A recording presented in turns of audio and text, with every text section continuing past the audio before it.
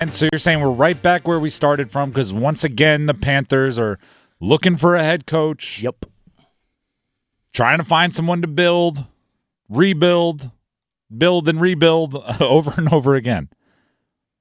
Why wasn't Scott Fitterer included in the firings today? Great question. I ask this because the roster is not good enough. Frank Reich didn't do a great job of squeezing every bit of value out of the roster, but the roster is not good enough.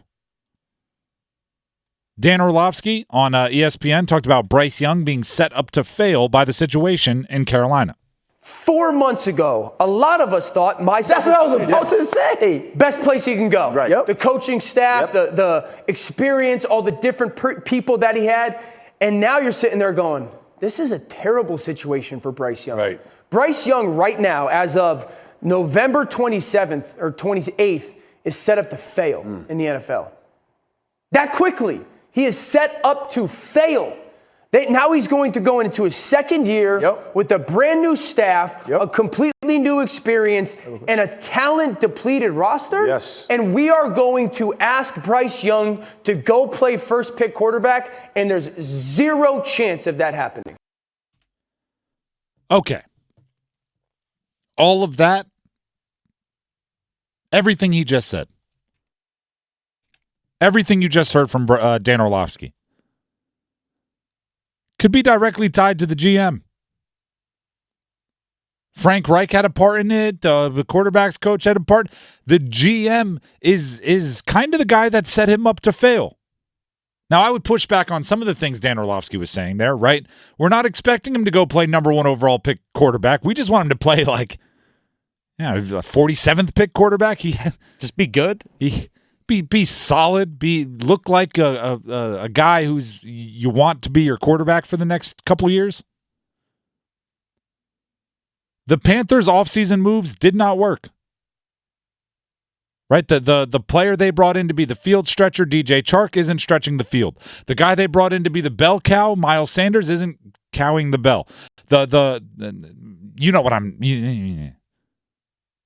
Laviska Shenault isn't being the all-tools guy. Ike Ekwonu, who they drafted in the first round a couple seasons ago, isn't a franchise left tackle at the moment. And I'm starting to become more and more skeptical that he's going to get there. I think there's a better chance he might be a franchise left guard. How much would good coaching have really changed the Panthers season this year? Whoever you think is the best coach out, right? Maybe you still think Belichick is the GOAT. Maybe you think Tomlin's the guy. Maybe you think it's Shanahan and what he does out there with the Niners. If you took the best coach in the league and put him on the Panthers, do you think it's a playoff team? Or do you think they'd look at the roster and go, ooh, we got a lot of work to do? I'm fine with holding Frank Reich accountable for his mistakes. I was not impressed with the offense. If I wanted to really unleash some fury here, I would say, hey, Dennis, talk about the 4th down call on Sunday. Oh, the fact. Oh, now you've opened this up. The fact that the wide receiver screen was your check down, was like your check 2 play. Because you're coming out of a 2-minute warning. So you had 2 plays called on the sideline. All right, Bryce, here's our primary play. If you see this pre-snap, we're checking down to our secondary play, which was a wide receiver screen. Why weren't both of your plays called to at least make a pass of 6 yards? Like, hey, guys, get 7 yards downfield, and Bryce, find the open guy. Probably Adam Thielen. But still, like, the fact that was your secondary option was a wide receiver screen, like, come on. Like I said, if I wanted to get the fury going, I could. There are easily points that Frank Reich should take into account and should have done better.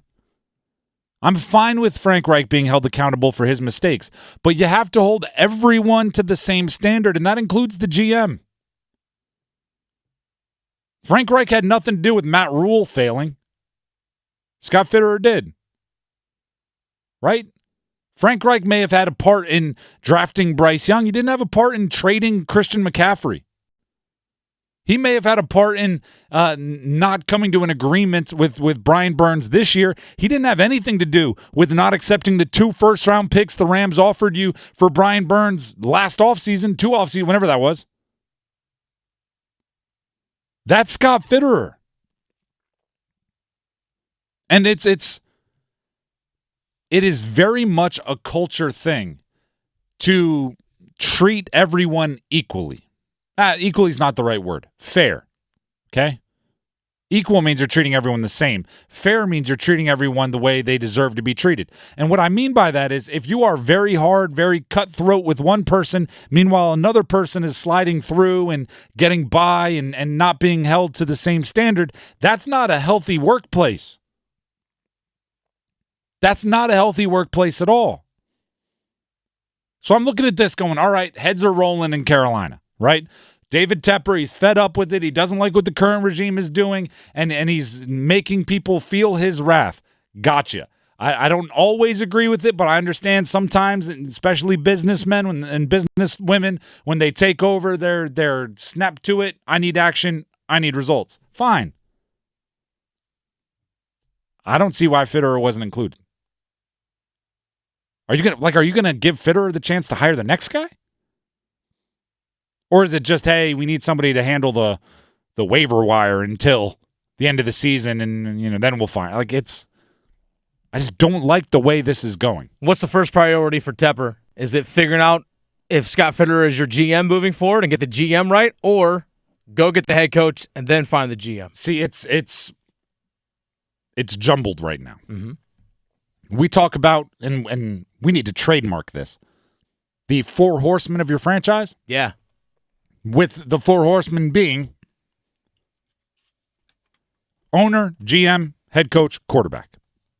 Now, the best way to build is you get the owner picks their GM, the GM picks their coach, the coach picks their quarterback. Right now, they have the owner and the quarterback. So you have to reverse engineer. Mm-hmm. You have to find a GM who believes in the quarterback. That's what you have to find first. So I guess that's the priority. You have to find the best possible GM who believes in Bryce Young. Then that GM has to go find the best possible coach who believes in Bryce Young, because you need that line, that 4 horsemen, those 4 positions in your franchise to be in alignment. Because until they are, you have nothing. If you have a coach that wanted Stroud, a GM that wanted someone else, and an owner that wanted Bryce Young, that crooked line doesn't work. That zigzag doesn't work. You have to be in alignment.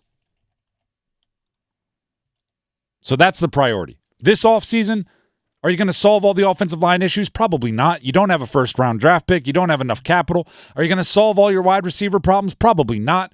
Are you going to solve all of your injuries on the defense problems? Probably not. But if you can get those 4 positions, owner, GM, coach, quarterback, on the same page, pulling in the same direction, and trusting each other up and down that ladder, that would be a massive win. Massive win for the offseason.